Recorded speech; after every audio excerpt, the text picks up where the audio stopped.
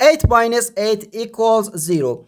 And again here we have 8 minus 8. So 0 times 0, which equals 0. But this answer is not correct, because according to the order of operations, first we have to do parentheses, then exponents, then multiplication or division, and finally addition or subtraction.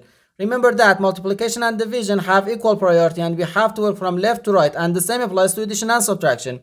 Here, in this expression, we have two subtractions and one multiplication. Multiplication has higher priority than subtraction, because in PEMDAS, multiplication comes before subtraction. So first we have to do this multiplication, not this subtraction, okay? So first this multiplication, then this subtraction, and finally this subtraction.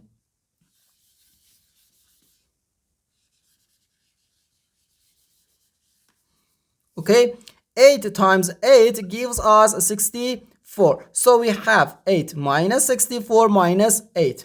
Now we have two subtractions. When we have more than one subtraction in an expression, we have to work from left to right.